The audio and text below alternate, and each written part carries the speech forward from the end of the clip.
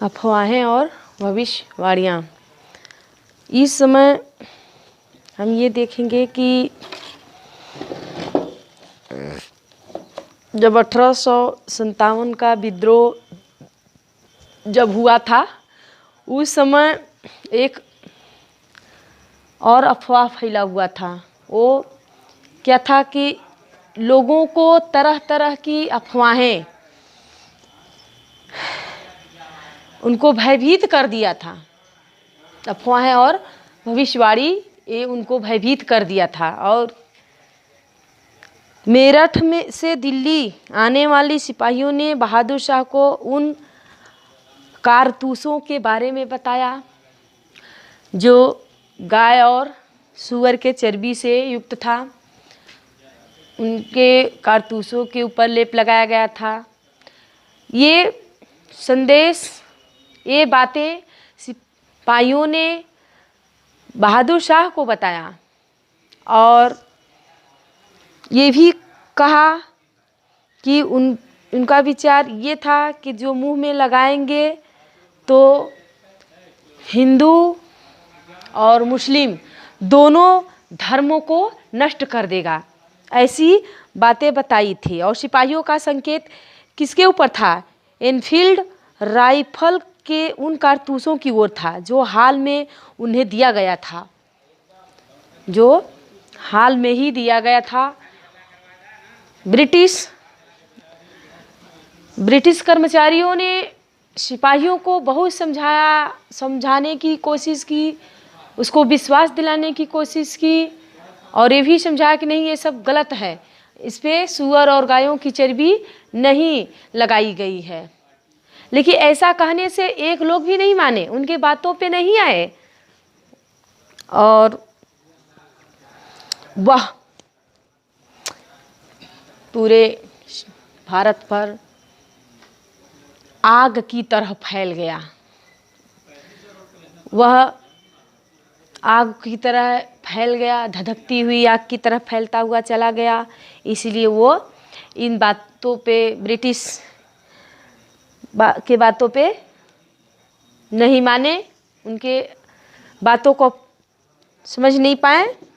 और इन अफवाहों का स्रोत के संबंध में राइफल इंस्ट्रक्शन डिपो के कमांडेंट कैप्टन राइट ने अपनी रिपोर्ट में लिखा था कि दमदम स्थित शस्त्रागार में, दमदम में एक शस्त्रागार था, उस शस्त्रागार में एक काम करने वाला नीची जाति का व्यक्ति था। वो काम करता था उसमें और वो खलासी, एक खलासी ने जनवरी 1857 के तीसरे सप्ताह में, वो जो नीची जाति का व्यक्ति था, वह एक ब्राह्मण सिपाही से पानी पीने के लिए मांगता है। वह पानी पीने के लिए मांगा तो उस सिपाही ने उसे पानी नहीं पीने दिया और ये कह करके इनकार कर दिया कि तुम हमारे लोटा को छुओगे तो वह अछूता बन जाएगा। ऐसा कह करके उसका अपमान किया।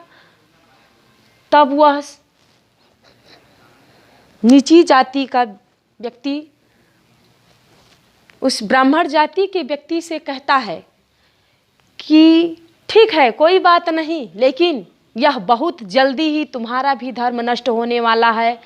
कैसे होने वाला है, किस प्रकार से होने वाला है, वो बताता है। कहता है कि कुछ ही दिनों में गाय और सूअर के चर्बी के करतूसों का प्रयोग होगा। इसके वजह से तुम लोग उसको मुंह से पकड़ करके खींचोगे, तब तुम्हारा ये धर्म नष्ट हो जाएगा। ऐसा कह दिया, ऐसा उस व्यक्ति ने कहा। और इस रिपोर्ट की विश्वसनीयता के बारे में कहना कठिन है, लेकिन इसमें कोई संदेह, कोई शक नहीं था। निर्भीक होके वह कह दिया और इसमें कोई शक नहीं था और वह उसे अफवाह ही समझा।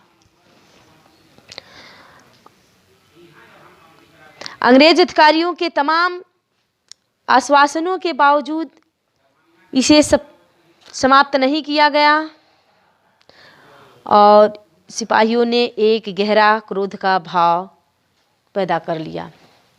1857 की शुरुआत तक यह फैलता हुआ गया। भारत में जो ब्रिटिश राज्य था, ब्रिटिश शासन था, वह अंग्रेजी सरकार ने हिंदुओं और मुसलमानों के जाति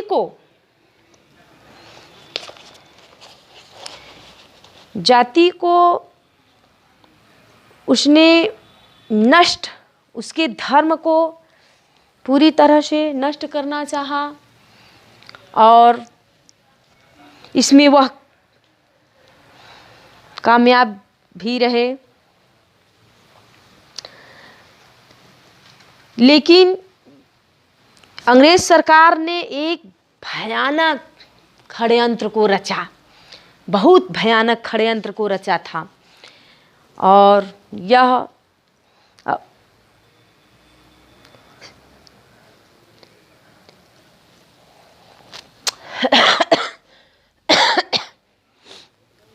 इतना ही नहीं और अफवाहें फैली हुई थी। जो संदेश वाहक लोग थे, जो सिपाही लोग थे और वहाँ के जनता जितनी थी, जितना जहाँ तक भी फैलते बना वहाँ तक के लोगों को ये अफवाह फैलाया गया और ये भी कहा गया कि बाज़ार में जो आटे बिकते हैं उस आटे में सूअर और गाय के हड्डियों का चूर्ण मिलाया गया है। और ऐसा सुनने पे बहुत ढेर सारे लोग आटे को भी छूना पसंद नहीं किया। वह आटा भी नहीं खाया और ये भी चारों तरफ आग की तरह फैल गया कि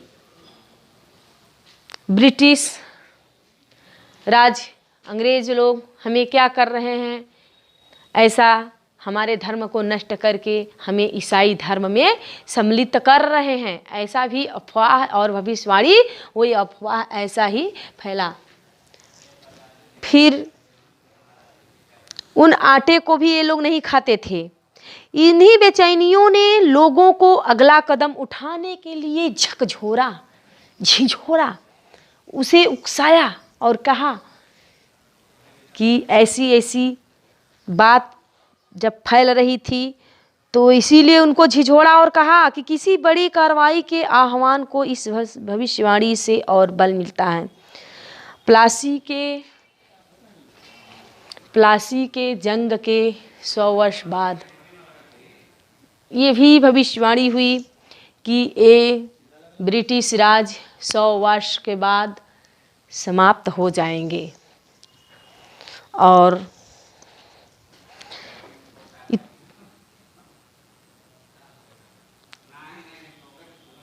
बात मात्र अफवाहों के फैलने तक ही सीमित नहीं थी। उत्तर भारत के विभिन्न भागों में कई जगह, कई क्षेत्र में, कई गांवों में चपाती भी पहुंचाई जाने लगी। जब ये लोग आटे को इनकार कर दिए तो चपाती पहुंचाई जाने लगी।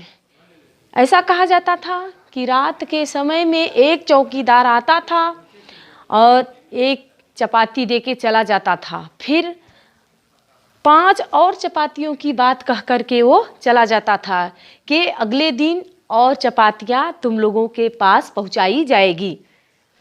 ऐसा, किंतु इसमें कोई संदेह नहीं कि लोगों ने किसी आने वाली क्रांति का संकेत मान ले। इसलिए इस अफवाह और इस भविष्यवाणी ने लोगों को और भी आक्रोश फैलाने में मदद कर दिया और भी इनको क्रोध आने लगा। दूसरा है, लोग अफवाहों में विश्वास क्यों कर रहे थे।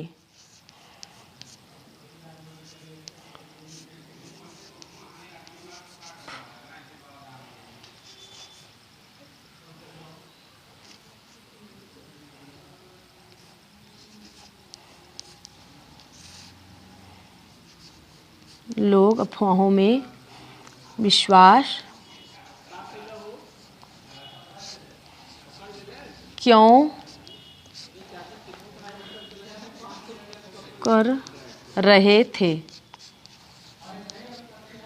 ऐसा कहा जा रहा था कि लोग इस बात और इस अफवाहों पे विश्वास क्यों कर रहे थे क्योंकि ऐतिहासिक संदर्भ में अफवाहों और भविष्यवाणियों की शक्ति को मात्र इस आधार पर नहीं समझा जा सकता था कि वास्तव में यह सत्य है या नहीं। और यही नहीं, इतना ही नहीं, बल्कि समाज में अफवाह तभी फैलती है जब उन लोगों को संदेह होता है, शक होता है।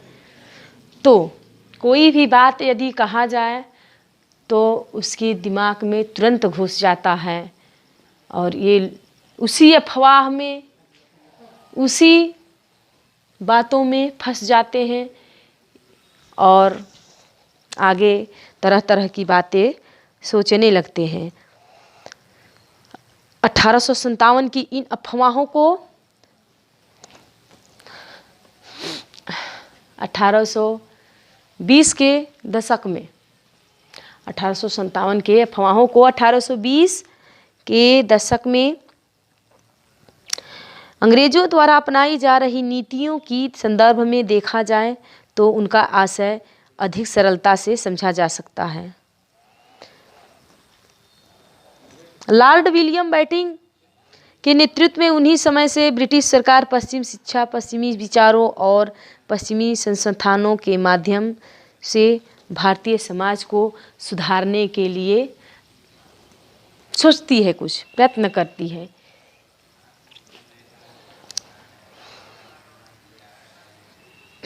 क्या सोचती है कि पश्चिमी शिक्षा, पश्चिमी विचार और पश्चिमी संस्थानों के माध्यम से भारतीय समाज को सुधारा जा सके, और उन्होंने तरह तरह की नीतियाँ अपनाई, तरह तरह की नीतियों को लागू किया। भारतीय समाज के कुछ वर्गों की सहायता उन्होंने की। कैसे की? जैसे विद्यालय, कॉलेज, स्कूल और विश्वविद्यालय स्थापित किए गए, खुलवाए गए। ऐसा कुछ सुधारने के लिए इन्होंने किया। और इतना ही नहीं, जो यहाँ पे कुप्रथाएं चलती थी, उस कुप्रथाओं को रोकने के लिए इस हमारे ब्रिटिश सरकार ने थोड़ा सा और काम किया है। वो काम क्या है? सती प्रथा को रोकने का एक कानून भी बनाया और विधवा विवाह को भी लागू किया। और हिंदू विधवा विवाह वैधता देने के लिए और सती प्रथा को समाप्त करने के लिए कानून बनाए। शासकीय दुर्बलता और दत्तकता को अवैध घोषित कर दिए। वाहनों के माध्यम से अंग्रेजों ने न केवल अवध बल्कि झांसी और सतारा जैसे वहाँ के झांसी के और सतारा के बहुत सारी दूसरी रियासतों को भी इन्होंने कब्जा कर लिया, अपने हिरासत में ले लिए। उस पे अपना अधिकार समझने लगा। और जैसे ही ऐसी कोई रियासत था, इलाका उनके नियंत्रण में आता था, वहाँ पे अंग्रेज अपना अधिकार समझते थे और अपना शासन लागू कर देते थे। ऐसा ही एक घटना और घटा हुआ था कि लोगों को लगता था कि वे अब तक जिन चीज़ों की कद्र करते थे, जिनको पवित्र मानते थे, चाहे वो राजे रजवाड़े के हो, चाहे वो कोई भी व्यक्ति को हो, और इन्होंने उस पर अपना कानून लागू कर देते थे। और इस हृदयहीन और पराई और दमनकारी थी ईसाई प्रचारकों की गतिविधियों से इस सोच को बल मिल रहा था। ऐसी अनिश्चित स्थिति में अफवाहें फैलती गई, इसलिए इसमें लोग विश्वास करने लगते थे। अवध में विद्रोह।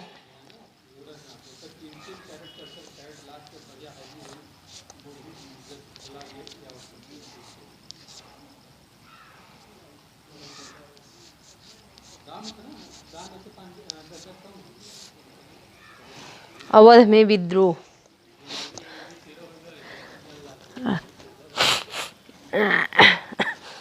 अवध में विद्रोह किस प्रकार हुआ कि गवर्नर जनरल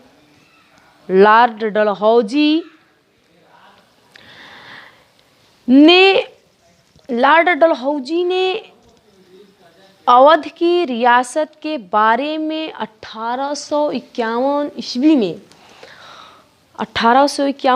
में कहा था कि एक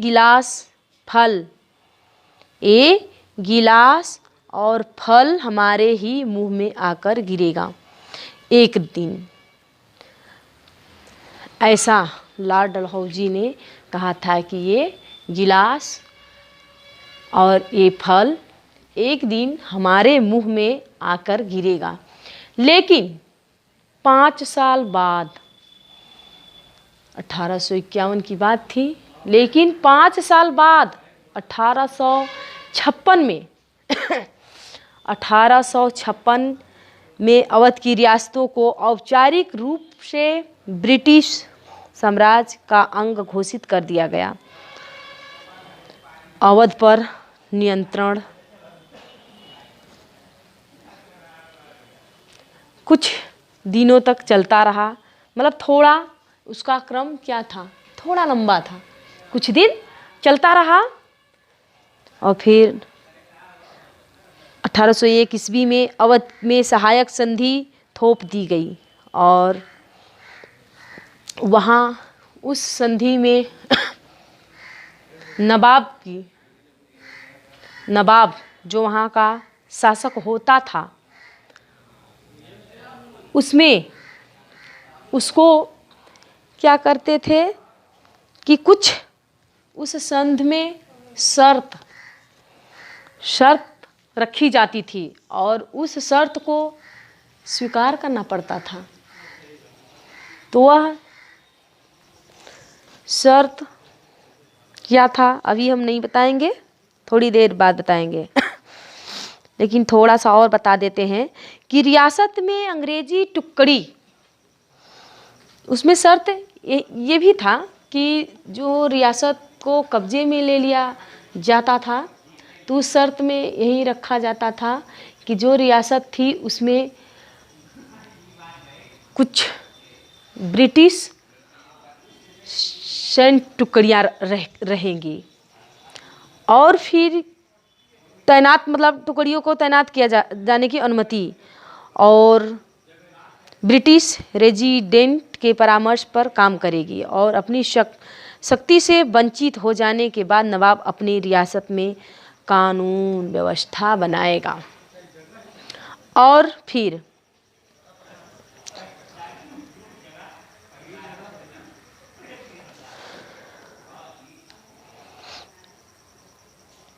अपनी सैनिक शक्ति से वंचित हो जाने पर कानून व्यवस्था बनाएगी और अंग्रेजों पर निर्भर होता जाएगा। जब विद्रोही मुखियाओं और तालुकाएं पर उसका कोई नियंत्रण नहीं रहेगा।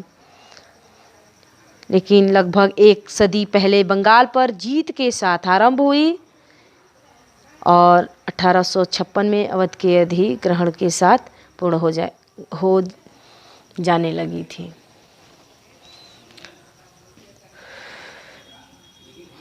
अब सहायक संधि।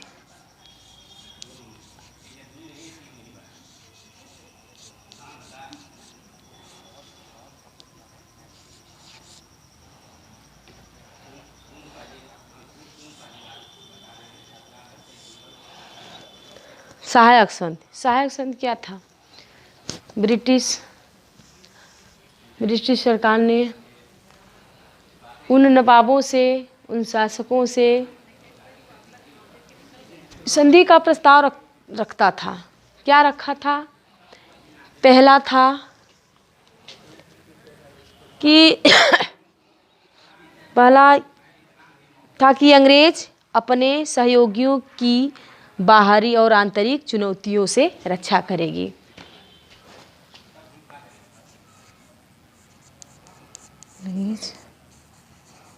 अपनी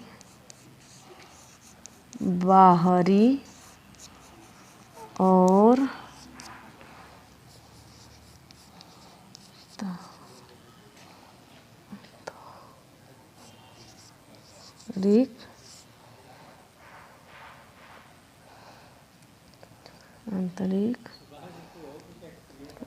आंतरिक विद्रोह से रक्षा करेगी।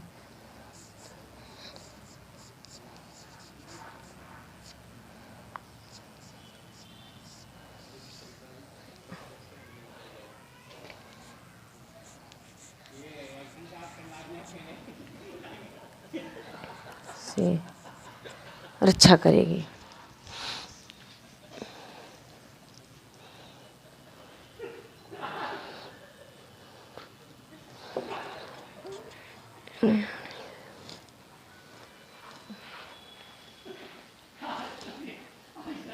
दूसरा है सहयोगी पक्ष के भू क्षेत्र में एक ब्रिटिश सैनिक टुकड़ी तैनात रखेगी। सहयोगी पक्ष के भू क्षेत्र से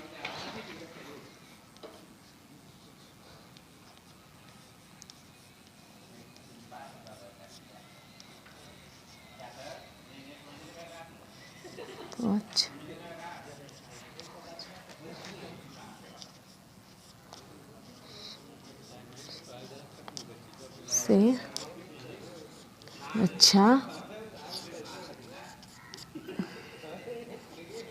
करेगी।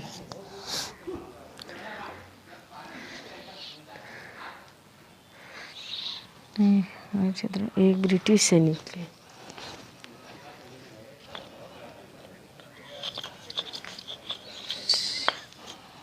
से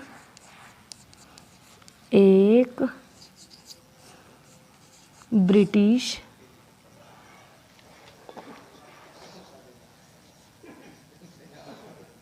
ब्रिटिश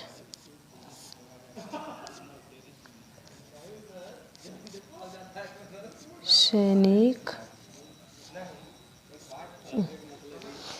नीचे लिखना पड़ा है। सैनिक टुकड़ी तैनात करेगी। सैनिक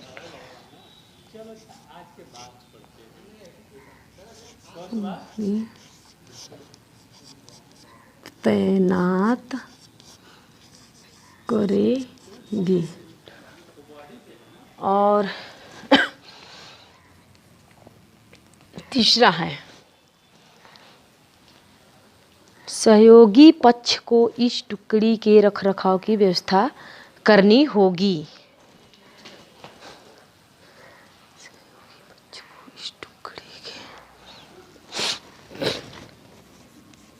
सहयोगी पक्ष को इस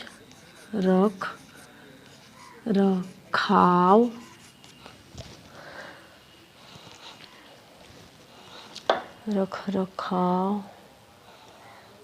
टुकड़ी के रख रखाव की व्यवस्था करनी होगी।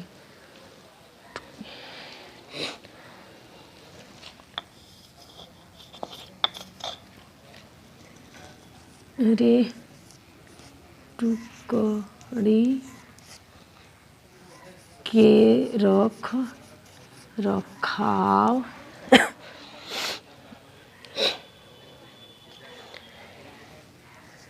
की रक्षा करेगी। चौथा है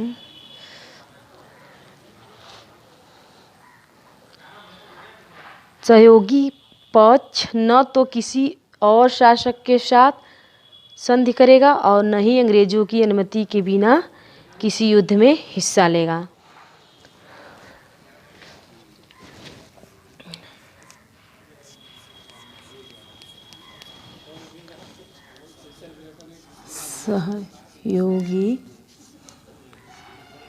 सहयोगी पक्ष न तो किसी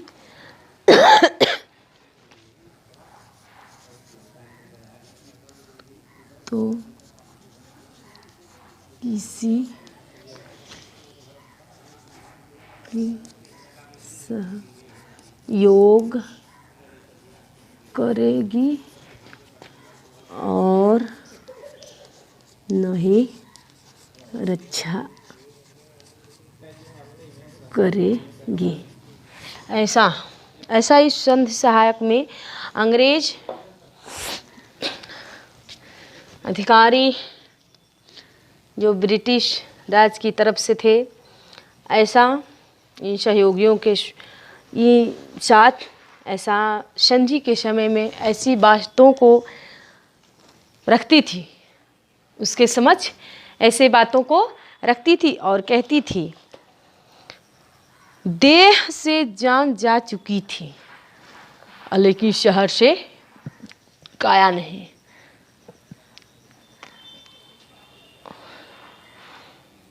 देह से जान जा चुकी थी लेकिन काया नहीं। फिर इसने और क्या कहा, डलहौजी द्वारा अधिग्रहण से इसके अनेक क्षेत्रों और रियासतों में गंभीर असंतोष व्याप्त हो गए। इस प्रकार रियासत के जो अवध के नवाब और वाजिद अली शाह को यह कहते हुए गद्दी से हटा दिया गया कि यह अच्छे शासक नहीं हैं, लेकिन उनको हटा तो दिया गया, लेकिन वहाँ की प्रजा जो उनकी जनता थी, लखनऊ से जब वो विदा हो रहे थे तो रो रही थी। ऐसा कुछ नहीं था कि वो शासक सही नहीं था, ये लोग सिर्फ अफवाह फैलाए हुए थे। ब्रिटिश लोग, अंग्रेज लोग अफवाह ये फैलाए थे कि वो शासक अच्छा नहीं है, ऐसा कह करके उनको गद्दी से हटा दिया गया। जब वो लखनऊ से विदा होकर के जा रहे थे तो लोग उनके पीछे पीछे रोते हुए, विलाप करते हुए वो उनके पीछे पीछे आए। और वहाँ सच तो ये था कि दिल से लोग चाहते थे उन्हें, और जब वो लखनऊ से कानपुर तक के विदा करने के लिए आते हैं तो रोते हुए आते हैं और अपने दुख को प्रकट करते हुए उनके साथ साथ उनके पीछे पीछे वहाँ की जनता उन्हें पहुँचाने के लिए आती है। नवाब के निष्कासन से पैदा हुए दुख और अपमान से इस व्यापक अनुभव को उस समय से बहुत सारे प्रेक्षकों ने दर्ज किया और लिखा। क्या लिखा कि देह से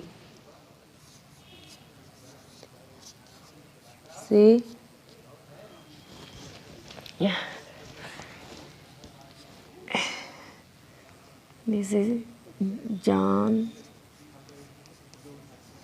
जा चुकी थी हाँ, ये कह रहे थे कि देह से जान जा चुकी थी लेकिन उस शहर से काया नहीं। ऐसा कि देह से जान जा चुकी थी, शहर की काया बेजान थी। कोई सड़क, कोई बाजार और घर ऐसा न था जहाँ से जान ए आलम से बिछड़ने पर विलाप कर रहे थे, रो रहे थे। ऐसा कोई व्यक्ति नहीं था कि इनके गद्दी से हट जाने पर, चले जाने पर कोई विलाप न करता रहा हो। वहाँ की सारी पब्लिकें रो रही थी, विलाप कर रही थी कि देह से जान जा चुकी थी लेकिन शहर से काया बेजान थी।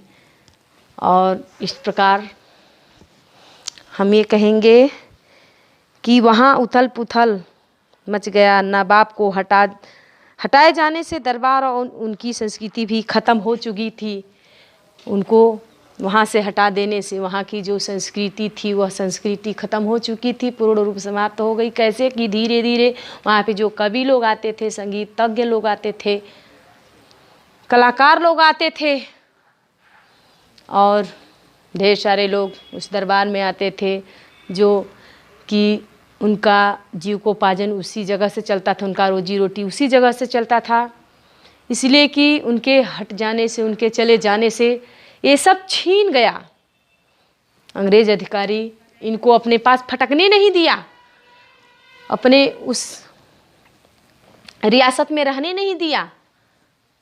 कई लोगों की पेट की रोटी चली गई, कवियों की, कलाकारों की, संगीतज्ञों की, बहुत ढेर सारे लोगों की। वहाँ के बहुत सारे लोग दुखित